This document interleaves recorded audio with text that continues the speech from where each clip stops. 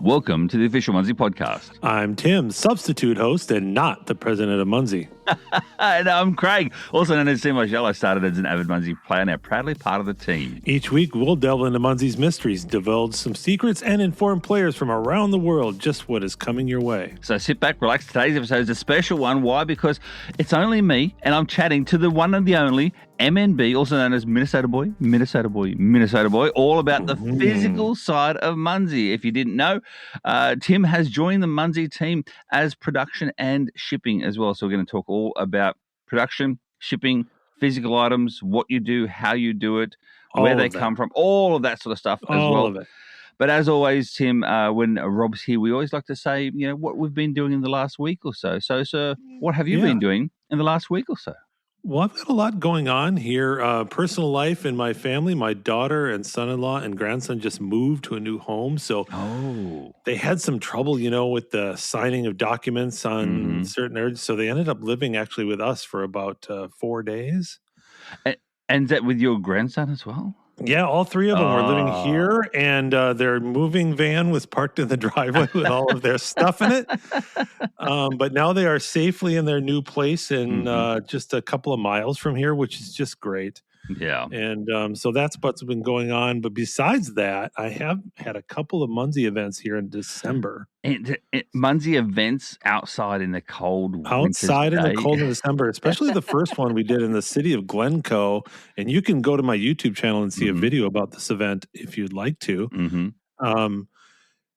It was below zero Fahrenheit, which is really below 0 Celsius. Yes. And windy. Josh looked at the GCV, looked at the video because he wasn't there that day, and he said, "It looked like you were in Siberia." And it was cold and windy, but you know what? People still showed up. Absolutely. People still went out and capped flags to get the cake. Yeah. People, Munzee players are dedicated. Yes, we are. We all are, especially those who listen to this podcast as well, very dedicated. Those who don't listen to the podcast, not so much. But anyway. Yeah, Craig, what have you been up to? Well, I'm still down in here in the south, in Alabama. No snow down here. Not that chilly at all. We had a couple of chilly days, not too bad. But my chicken coop is now all done. However, I've now got the old chicken coop that I've got to work on for the ducks, and so I'm working on. I'm building like a duck pond that's actually inside. What do you call it? Like like a timber sort of patio area, and that sort of thing too. So, building duck ponds and redoing duck coops. I'm like Farmer Joe, Tim. I'm like It is amazing what you found yourself doing down there now. I know. Very different to working in the snow like you are up there. We live with it every year. Yeah, that's right. We'll also talk as well, Tim, today about your experience and your feelings about your off the leaderboard now too, because you're part of the Munzee team. So. Yeah, I'm off the leaderboard. The only leaderboard I'm caring about now is the one that has you, me, and Rob on it. That's right. Meanwhile, Tim, we always go through the events last weekend. We had Missouri and Minnesota, and around the world, mate, we had Ontario, Canada, Lithuania, the Netherlands, Germany, and England. I know, more events around the world than we had in the US. Leaderboards over the weekend. Friday, Dragons West hit 1 million points. NZ Kiwi on second with 760,000 points. And rounding off in third place, Jaroslav Kass, a name I love to say, 670,000 points. And then on Saturday, Rob. I'm not Rob. Saturday, NZ Kiwi went 1.5 million. Jaroslav costed 1 million, and Munzee Prof got in at third at 729,000. Habits. I was going to say, Rob, we get habits, Tim. They're hard to break. They're really hard. Okay. You can see my face right now. I know, but you got the same amount of hair as Rob, so that's probably what it is too. That is true.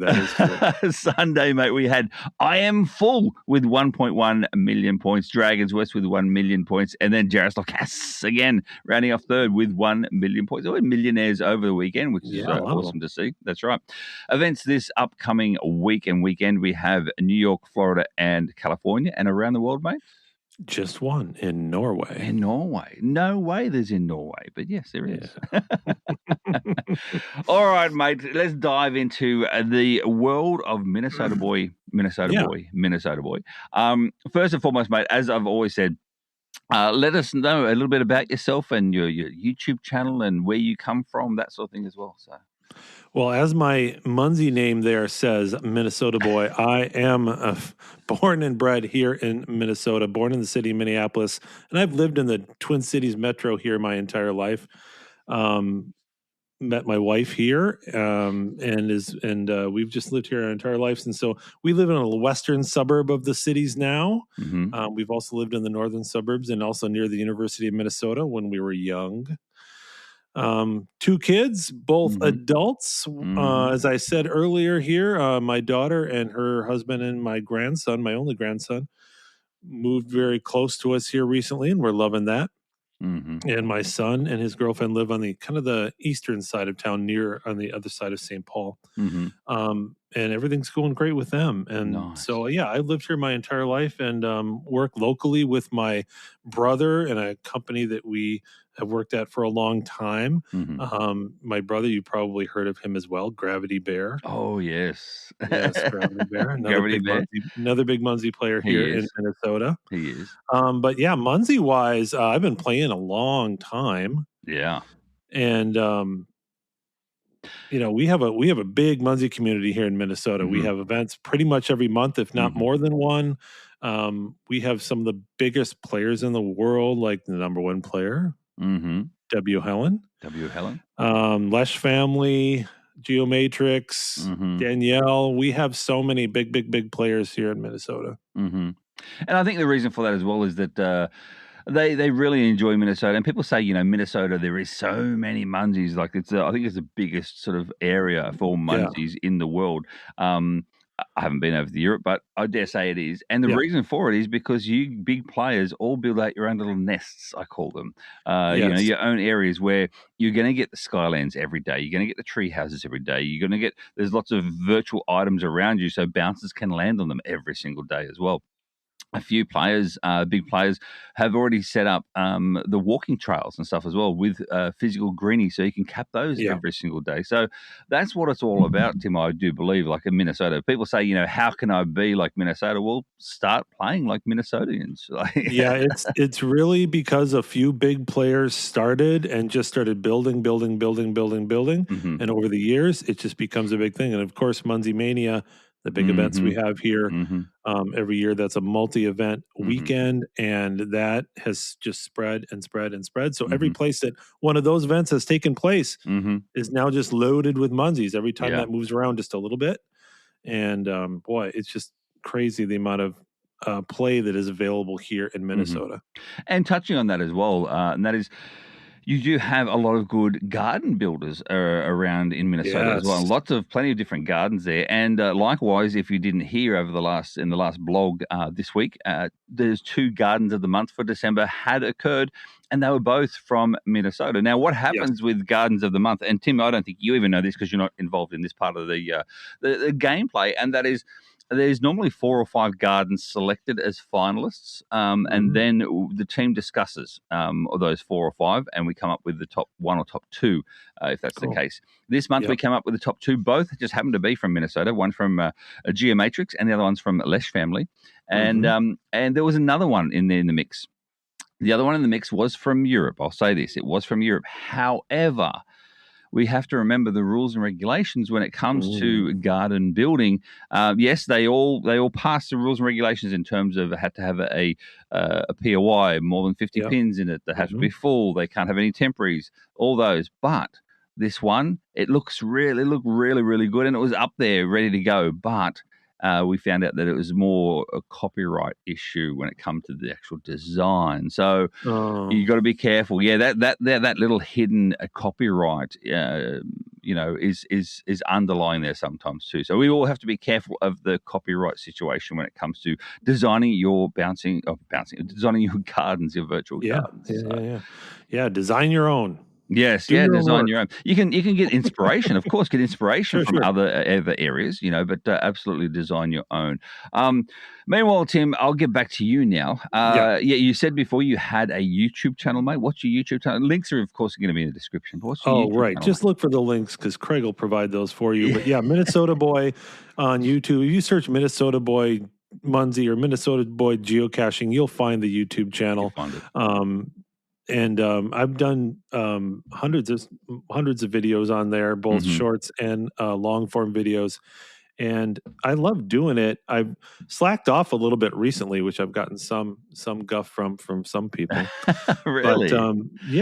But it, because I did it weekly for more than a year, and that's a tough thing to keep going. Really I know anybody that does content creation to do long form videos every week, and it's crazy.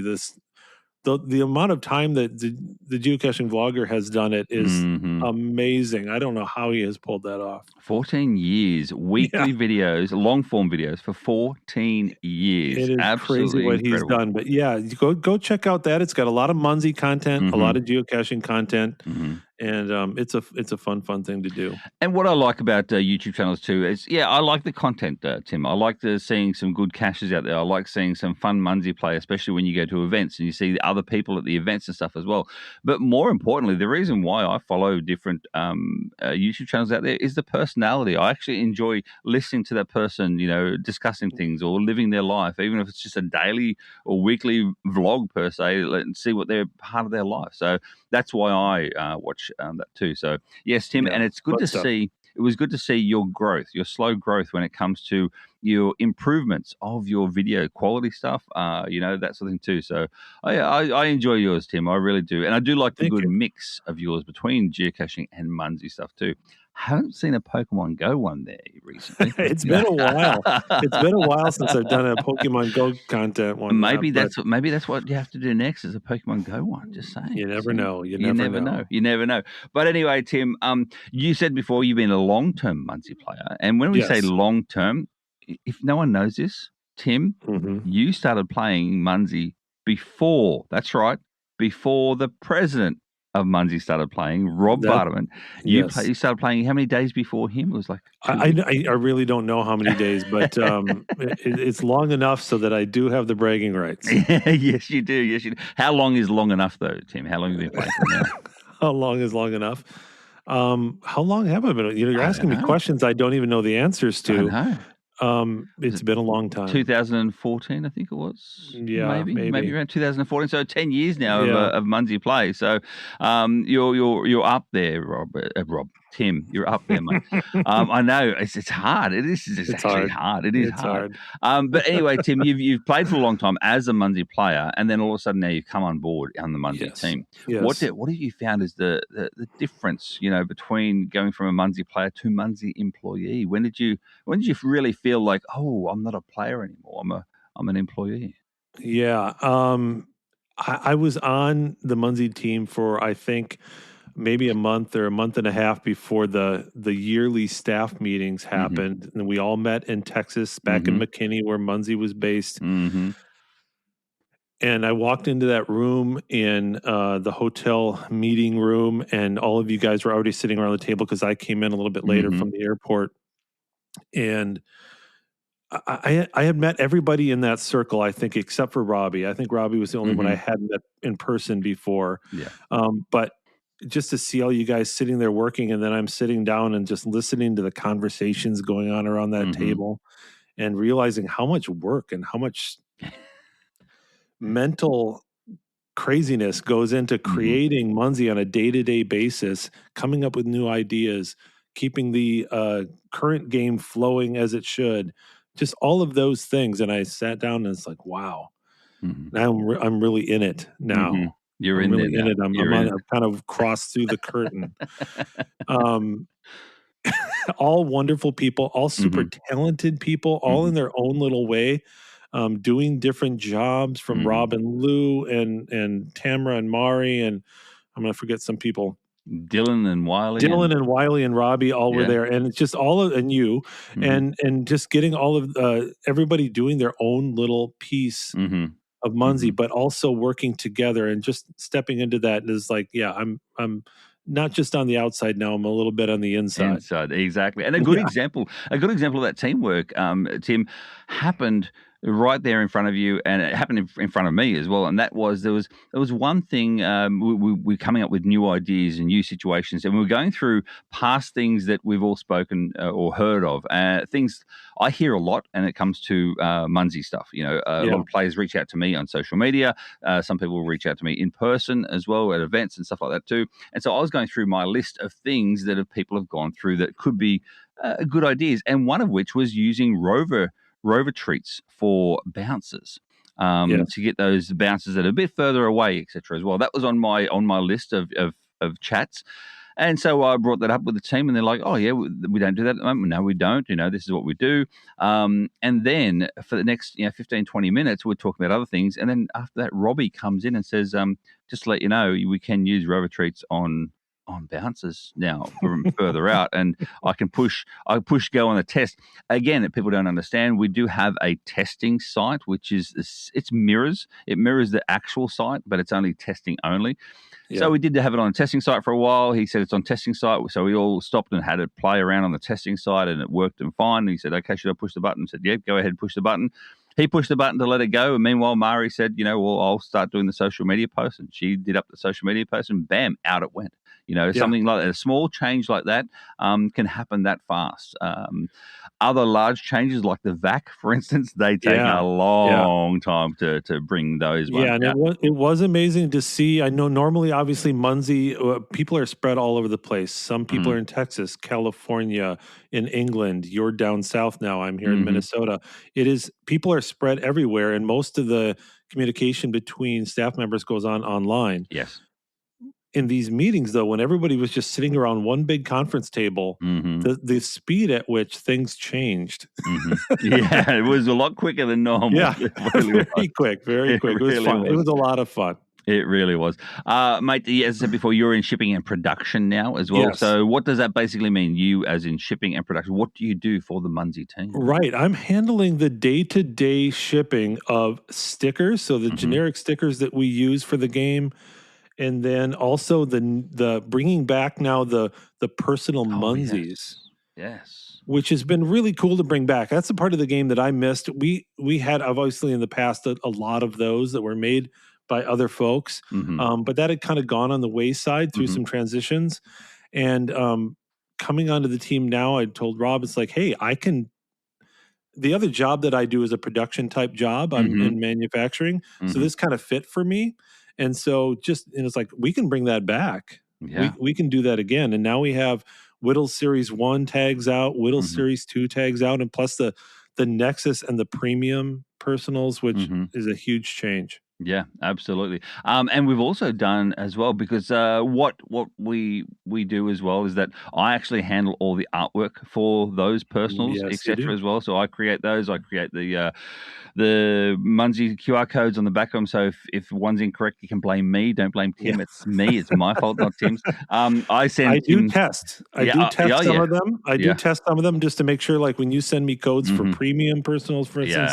Yeah. Test one to make sure they are premium codes and not some other code. Thank you, sir. I do. But yeah, so far you're spot on, man. Thank you very much for that. So, but don't jinx me. Yeah, I'm touching wood as we speak.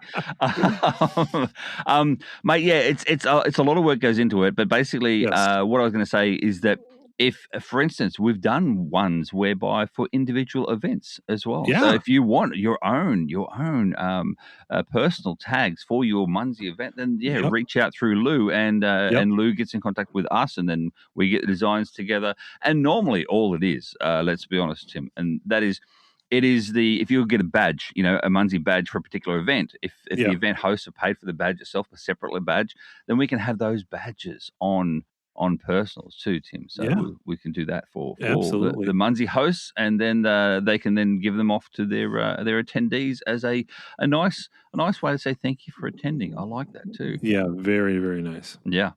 But what surprised you most, Tim, in regards to, because you said before you're in shipping and production normal in your real job, but any surprises here in this regards to the Munzee stuff, mate? I don't think I realized how daily it is. Mm-hmm. I don't know how many active players are in Munzee. How many active players are in Munzee, Craig? Do you have any idea? I don't have that statistic. Yeah, I don't have that in front of me. I don't have that statistic in front of me either. But what I have found out doing the shipping of stickers and personal tags is that it's so daily. Munzee is such an active community, and it's all over the world, right? I mean, I'm shipping to countries all over the world. I think I've shipped to every continent except Antarctica, and just countries like sometimes I have to look at. I think I'm a pretty knowledgeable, educated guy, but sometimes I look at a country and it's like, where is that country again? I have to look it up to see where it is, just for my own information. And I've shipped some stuff to places I'm like, this is crazy. Every place in the world. Yeah. But it's every day. It literally is every day. Now, of course, here in the US, like most places around the world, there's a day of the week where mail doesn't move. Here it's Sunday. Yeah.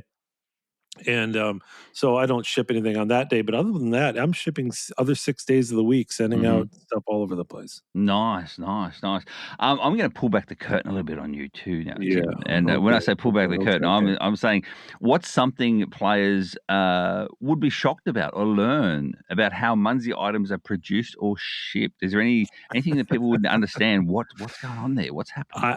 I think most people can understand about the stickers and the tags and what they are and how that probably happens. So nothing surprising there. But what most people don't know probably is that I do this in the early morning. I get up and I look at the emails from Shopify the day before to send out where they're going and what they are. I do that in my pajamas. I'm hoping you actually got physical pajamas on, because some people wear their pajamas is their birthday suit. So I'm hoping. No. I do have physical pajamas on. Very good. I'm wearing them right now while we're recording this podcast. Very good. Because as always, we record this nice and early as well. Wow. Yes, we do. I just had a horrible image then. But anyway, that's just my own fault. No. Hey, we've stayed together. You've seen me in my pajamas. We have. Exactly. I've seen Joshua in his pajamas too. But anyway, we won't even go there. Mate, you said about shipping and production sort of stuff too, but talk about shipping now. Any challenges for you in regards to the shipping? What's the trickiest part of getting the Munzees out there to the world? I mean, I live in Minnesota, as is clear from my name and from what we've talked about already. So shipping everything from here around the world. I do everything through the United States Postal Service, and most of the stuff I ship is envelopes. That's pretty easy. You put some postage on them. A few packages, depending on how many tags you order, or if you order a cappy, for instance, a plushy cappy, I can send you one of those. And so you got to make up a package to do that. Well, what happens when I ship around the world, of course, is the U.S. Postal Service has to hand those items off to whatever postal service is in that country. Yeah. And most of the time that works just great. But the problems are we can't really track that. Once it hands off to another country, it's really not trackable unless you want to spend a lot more money to ship it. So that's a tricky thing. So you're really just trusting. And I suppose the reverse is true as well. If you're sending something into the United States, they're trusting our postal service. Yes. So that's the way it is. And I will say, personal, I have got a bit of paperwork recently lost from the U.S. Postal Service, just going from Alabama to New Jersey, and they can't even track it. They can't even. They don't even know where it's gone. And it can happen. I'm talking special stuff. One of a kind documents that it's going to take me months to redo and get them back again. That's too bad. I know. Anyway, that's a U.S. Postal Service issue, not a Munzee production and shipping issue. Correct. The process that we've developed for I receive emails from Shopify, which is where people make online orders. Yep. And it's pretty easy to just go through that and pick out what I need to pick out and put it in the proper packaging and send it off. So I'm glad to do it. Yep. Now you said, Tim, as well, you do this, or pretty much daily now, Yes. as well, when it comes to the stickers and some tags and what too. What about when things happen? Like, I'll give you a whole heap, Tim, of the Whittles 1 or the Whittles 2, etc. Yeah. Do people jump on board really quick, or do they spread themselves out over the few days to a little bit of both, but right Yeah. at first, in the first 24 to 48 hours, when we put out a new set of tags, there are numerous Munzee players around the world that will order that complete set. The whole lot. They don't just all of them. Whittle Series 2. They don't just order their favorite one. No, they order the whole set. No. Yeah, there's a lot of players that will order that complete set. Mm-hmm. And you know what I think is pushing those sales is the Nexus Munzee. Oh yes, because that's so good too. What's your personal opinion on the Nexus, Tim, as well? I love it because if anybody's gone to a Munzee event and you've seen a table where everybody brings their personal Munzee tags and they lay them out, and everybody's sitting there capping one after another, after another, after another. It can be tedious, and but there's a lot of points available, so people will still do it. Mm-hmm. But what the Nexus Munzee does is that player now has that Nexus Munzee tag on their account. They attach all of their personals to that one tag. They only have to carry that one tag. They could wear it on their shirt if they want. Yeah. People can just scan that one tag and they get all the points for all of their personals. That's right. As long as you're a premium player. And at the same time, if say, for instance, Tim, you've got your Nexus and your brother, for instance, sees you on a Sunday, a non-event day, he can still scan your Nexus, even if he scanned it the day before, and he still gets points from the Nexus like a normal personal. Right. Yeah. See, so the Nexus is still classed as an actual personal. Well, some people don't know that, and they go, it will just pick up whatever new personals you've added to it since the last time that player. That's right. And if you haven't added any personals to it, still cap it because it's still points either way. It's not really a one and done thing. Exactly. It's not a one and done thing. That's right. But we've got a lot of player feedback from that too. They really, really enjoyed that aspect of it too, and the Nexus especially. I can't think of his name now. Wow, I've lost my brain and way of thought. That's incredible. Munzee Prof. That's right, Munzee Prof. He loves it because he's got 1,000 personals. He does. So many. He does. He has a lot. But yeah, so we got good feedback from that. What about other feedback in regards to your shipping and production? Any complaints, comments, or inquiries about how do you handle it? How do you handle it? So far, thankfully, I have not received complaints. General Munzee complaints tend to flow through my good friend C. Michelle. Yes, they do. And I'm talking daily. And I've got a top 5 players. The top 5 players. At least once a week for the top 5 players. So. And I will say though, I'm very accepting of them. So sometimes they're not complaints. Sometimes they are credit towards me. Sometimes they're ideas. That sort of thing. So sometimes good ideas come from those complaints. Absolutely. And one of those good ideas was what we just spoke about, and that was the using rover treats to cap bounces too far away. So that was one of the ideas that came through. Really, really cool. Meanwhile, Tim, as well, I'm going to ask you, what's your favorite thing to actually handle? What's your favorite item that you love the most? Right. I think we talked a little bit about this question already while we were handling the other questions. Yeah. Just the return of the personal Munzee tags, I think, is huge. Yeah. I think it's a really fun part of the game. Mm-hmm. It adds a lot to events and gives players the possibility of being able to sit in one spot if you're not as mobile that day. Sometimes people show up to events if they're not able to walk around. Maybe they've had an injury, or maybe that day they're not feeling all that well, or whatever the reason is, you might just want to sit at the event and chat with people. But while you're doing that, you can cap personal Munzees, and I think it's such a cool part of the game. This game is so virtual most of the time, and this is just another way of making it a little more connected and physical. Absolutely. Just before we finish up too, I've got a couple more things on my mind, Tim. And number one is any horror stories for me. Anything's happened to you from the production and shipping side of things where you go, oh man. Yeah, I hope that I haven't made any mistakes myself yet. When I took over shipping these items, the current return address for these items was a PO box in California. Oh yes, of course. Yes. And I didn't have access to that. And of course, I'm in Minnesota. It's halfway across the United States from here.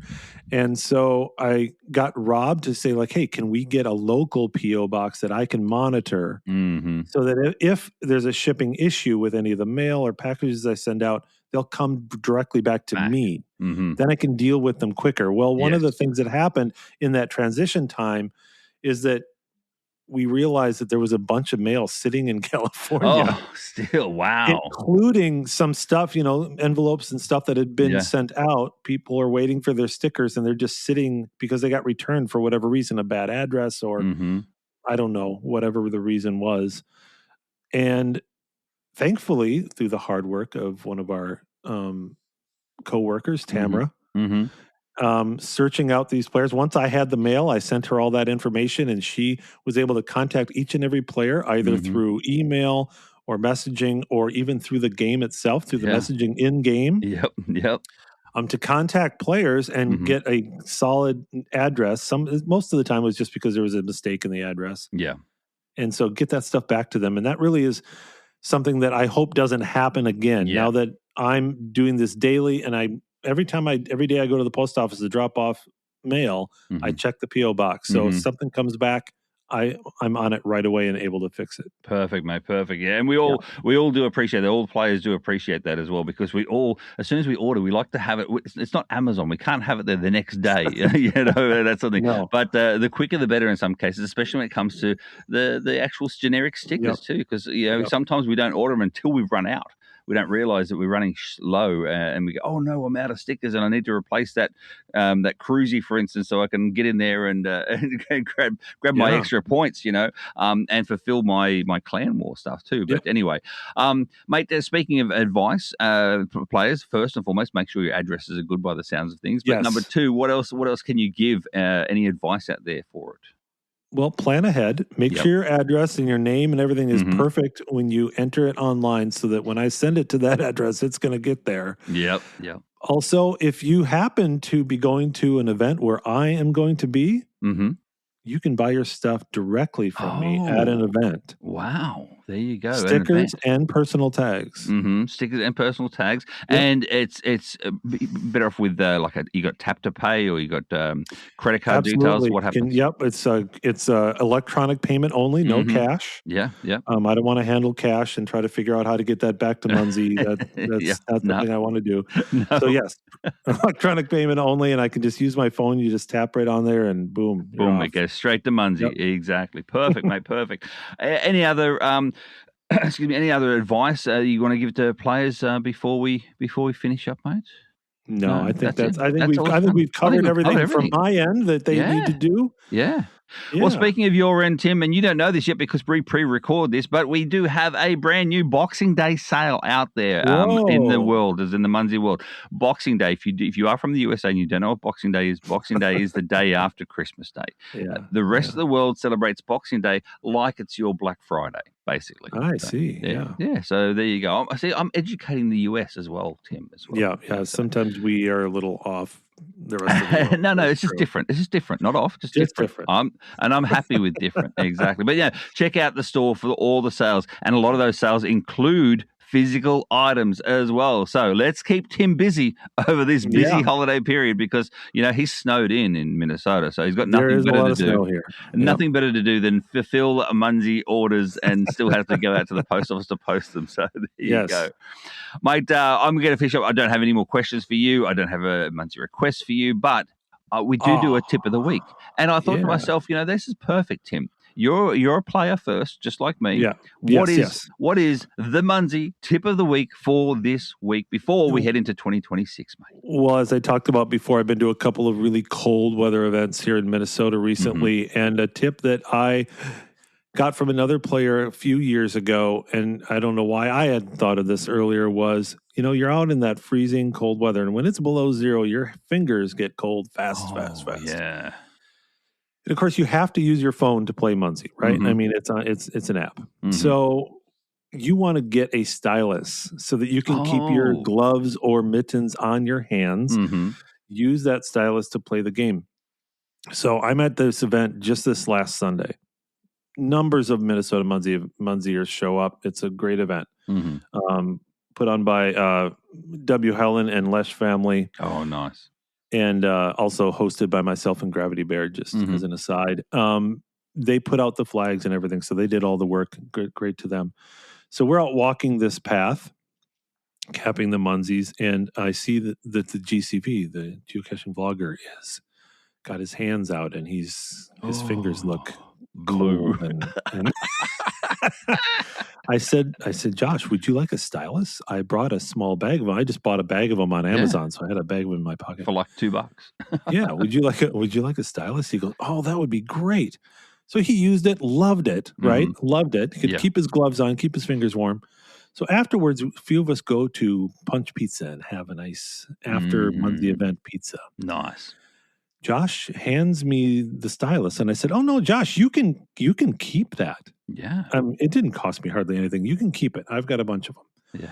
He goes, "Well, if you keep it, you'll bring it back the next time at another event, and I'll be able to use it again. But if I keep it, I'm going to lose it, and I won't have it." So I said, "So you want me to keep your things for you, and bring them back to another event?" He said, "Yes, I do." Yes, he does. If anyone knows the geocaching blogger Josh, and especially with his geocaching stuff as well, he never has a pen. He always forgets his pen. So now he forgets his Munzee stylus. So now he won't, because I've got it. Right. So I'll have it with me. I'll have it. I'm willing to do that for him. It's a shame. It's a shame, and because I have looked through, because I do a lot of the Shopify things. I put the Munzee physical items out there as well. There is no stylus in Shopify that I can actually Munzeify stylus and put that in the store. But unfortunately, that's all it is. So, meanwhile, unfortunately, Rob, this ends another official Munzee podcast. You called me Rob again. Thanks for joining us on this Munzee adventure. Don't forget, subscribe, rate, review. Remember your clanmates and your teammates on your favorite podcasting app, and join us next week for another informative episode. And remember, Munzee is more than a game. It's a worldwide community of mobile game players. So keep scanning, keep discovering, keep that Munzee spirit alive. Tim, 1, 2, 3, Happy New Year. On. Happy New Year, Tim. Happy New Year. Happy New Year. Happy New Year. Rob Tim.